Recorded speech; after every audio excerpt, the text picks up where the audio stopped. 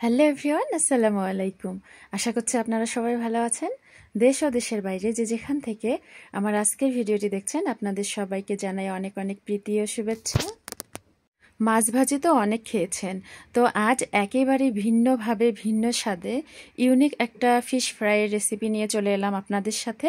তো সেই ভিডিওটিই থাকছে আপনাদের জন্য। তো এতে সম্পূর্ণ ভিডিওটি দেখার আমন্ত্রণ জানিয়ে শুরু করছি আজকের ইউনিক ফিশ ফ্রাই রেসিপি। তো কি কি উপকরণ লাগছে আমাদের আজকের এই ফিশ ফ্রাইয়ে, আমি সেগুলো ধাপে ধাপে আপনাদেরকে দেখিয়ে দিচ্ছি। আশা করছি সম্পূর্ণ ভিডিওটি দেখবেন, কেউ স্কিপ করবেন না। আমি এখানে নিয়েছি বাজারে যে তেলাপিয়া মাছের ফিশ ফিলেট পাওয়া যায়, অর্থাৎ কাটা ছাড়া এমনি তেলাপিয়া মাছ কিনতে পাওয়া যায়, তো সেই মাছগুলো নিয়েছি। আর এখন সেই মাছগুলোকে আমি ছোট ছোট পিস করে নিচ্ছি। আপনারা আপনাদের পছন্দ মতো সাইজে কেটে নেবেন, বড়ও রাখতে পারেন, আবার এর চেয়েও ছোটও করতে পারেন। তো এই তো মাছগুলো কেটে আমি একটি গামলায় নিয়ে নিচ্ছি। আর এখন দিয়ে দিচ্ছি আমি লেবুর রস। আর এই লেবুর রসটা দিয়ে ধোয়ার চেষ্টা করবেন, এতে করে মাছের কোনো গন্ধ থাকবে না। আর যেহেতু মাছটা ফ্রিজের ছিল, আর ফ্রিজে রাখা যে কোনো জিনিস ভিনেগার অথবা লেবুর রস বা লবণ দিয়ে ধুলে ভালো হয়।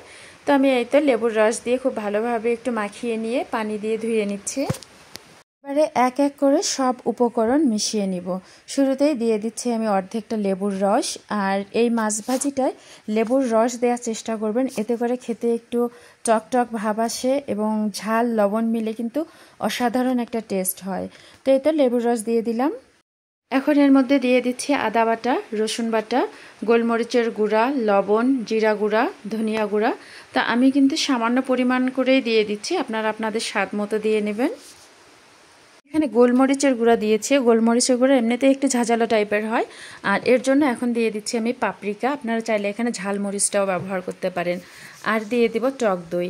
তো এই দইটা কিন্তু পুরো মাছের স্বাদকে আপনার একদম বদলিয়ে দেবে, টক দই আর লেবু। তো চেষ্টা করবেন দইটা দিয়ে ম্যারিনেট করতে। তো আমি তো দইটাও দিয়ে দিলাম। আর দিয়ে দিব 1 টেবিল চামচের মতো সয়া সস। এখন সব উপকরণ খুব ভালোভাবে মিশিয়ে নিব এবং মাছের জন্য প্রতিটি অংশে সব উপকরণ পৌঁছে এর জন্য একটু সময় নিয়ে মাছটাকে মাখিয়ে নিব। এখন দিয়ে দিব 2 থেকে 3 টেবিল চামচের মতো কর্নফ্লাওয়ার। কর্নফ্লাওয়ারটা দেওয়ার চেষ্টা করবেন, এতে করে মাছ ভাজিটা একটু মচমচে টাইপের হবে। তো এই তো কর্নফ্লাওয়ার দিয়ে দিলাম, আর এখন খুব ভালো করে আবারও মিশিয়ে নিচ্ছি। আর আমি যেহেতু এটা রাতে মাখিয়ে নিচ্ছি, আর পরের দিন আমার একটা প্রোগ্রাম আছে, তো ওই প্রোগ্রামের জন্য ফ্রাই করব, তো আমি রাতেই ম্যারিনেট করে একটা বক্সে নিয়ে নিচ্ছি আর ফ্রিজে নর্মালি রেখে দিচ্ছি। আসলে বাসায় যদি কোনো প্রোগ্রাম থাকে, তাহলে কাজগুলো যদি আগে থেকে কিছু কিছু কাজ করে নেওয়া যায়, তাহলে দেখা যায় পরের দিন কিন্তু এতটা চাপ পড়ে না। তো এই তো মাছগুলো আমি বক্সে নিয়ে নিলাম, আর এখন ঢাকনা দিয়ে দিচ্ছি আর ফ্রিজে রেখে দিচ্ছি। পরের দিন ফ্রিজ থেকে বের করার পরে একটু মাখিয়ে নিয়ে পরিমাণ মতো তেলে মাছগুলো দিয়ে দিয়েছি। আসলে মাছটা অফ ক্যামেরায় পড়ে গিয়েছিল। তো এই তো মাছগুলো আমি সোনালি করে ভেজে নেব, আর চুলার জাল থাকবে মিডিয়াম টু লো এর মাঝে। শুরুতেই বলেছিলাম যে আজ আমি একটি unique fish fry recipe share করব। তো এইটা দেখিয়ে দিচ্ছি কেন এটা ইউনিক। তো এই তো আমাদের মাছ ভাজি কিন্তু হয়ে গেছে। তো এখন আমি একটি ঝাঁঝরিতে উঠিয়ে নিলাম। আর এখন যেটি করব, এই মাছ ভাজিটাকে একটি বারবিকিউ ফ্লেভার দেওয়ার জন্য আমি এখানে দেখেন চুলার উপরে কিন্তু ধরে নিয়েছি। আর এই যে আগুন থেকে কি বলে এটাকে, স্মোক একটা চলে আসবে, এটা কিন্তু মাছ ভাজির আপনার পুরো টেস্টটাকে বদলে দেবে। আপনারা চাইলে এখানে কয়লা পুড়ে কয়লারও ধোয়া দিতে পারেন। তো আমি আসলে চেষ্টা করেছি আজকে যে ইনস্ট্যান্ট তাড়াতাড়ি কিভাবে একটু স্বাদ বাড়ানো যায়। তো এটা আমি মাছ ভাজিগুলো স্ট্রেইনারে বা ছাঁকনিতে নিয়ে নিচ্ছি।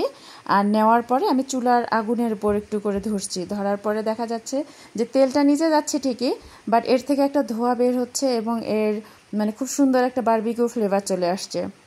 এভাবে আমি সবগুলো মাছকেই এই ধোঁয়াটা দিয়ে নিব। বরাবরের মতো বলছি, যারা ইউটিউব চ্যানেল থেকে আমার এই রান্নাবান্নাগুলো দেখেন, চ্যানেলটিকে সাবস্ক্রাইব করে নেবেন আর পাশে থাকে বেলটিকে অন করে নেবেন, যাতে করে পরবর্তী নোটিফিকেশন পেয়ে যান। আর যারা ফেসবুক থেকে দেখছেন, আপনাদেরকেও জানাই অসংখ্য ধন্যবাদ, আর ফেসবুক পেজটিকে ফলো দিয়ে রাখতে পারেন। আর এই কাজটি যারা অলরেডি করেছেন, আপনাদের সবাইকে জানাই অনেক অনেক প্রীতি ও শুভেচ্ছা। তো এই তো আমি বাকি যে মাছের পিসগুলো ছিল সেগুলোর গরম তেলে দিয়ে দিলাম, আর এখন 2 সাইড সোনালি করে ভেজে নেব, একইভাবে আগুনে একটু পুড়ে নেব।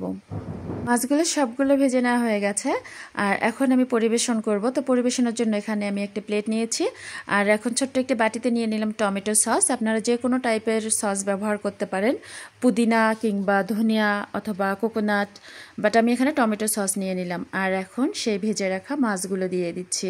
বিশ্বাস করবেন না, এটা কিন্তু অনেক সুন্দর হয়েছিল। আপনারাও পারলে একবার ট্রাই করবেন। আমি তো এখানে কাটা ছাড়া মাছ নিয়েছি, আপনারা এখানে যে কোনো সাইজের মাছ নিতে পারেন। একটু সুন্দর করার জন্য উপরে কিছুটা অনিয়ন রিং দিয়ে দিলাম। একটা কেটে দেখাচ্ছি কেমন হয়েছে ভিতরটা। এটা কিন্তু অনেক সুন্দর হয়েছিল। তো এই তো আমি স্পুন দিয়ে এটাকে নিয়ে নিচ্ছি।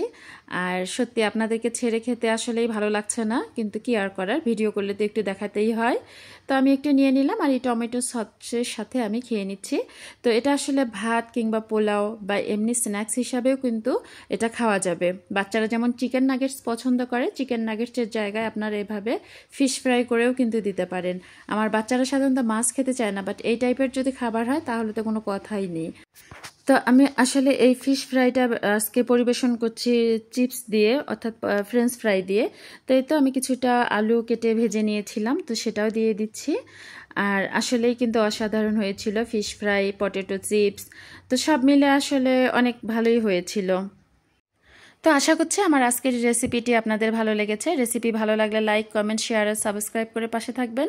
সবাই ভালো থাকবেন, সুন্দর থাকবেন, সুস্থ থাকবেন, আমার জন্য দোয়া করবেন। আগামী রেসিপি দেখার আমন্ত্রণ জানিয়ে আজকের মতো বিদায় নিচ্ছি। আল্লাহ হাফেজ, আসসালামু আলাইকুম।